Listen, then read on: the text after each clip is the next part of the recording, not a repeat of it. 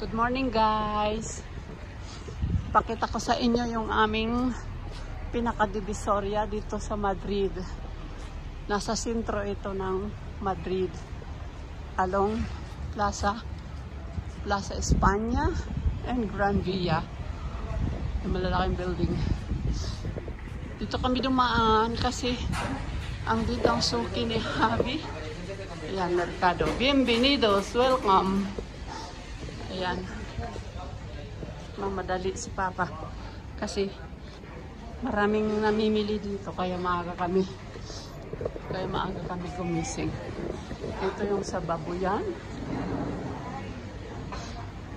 Ito yung suke ni Javi ng ng baboy. Andyan ang dugo. Ha? Ah, okay.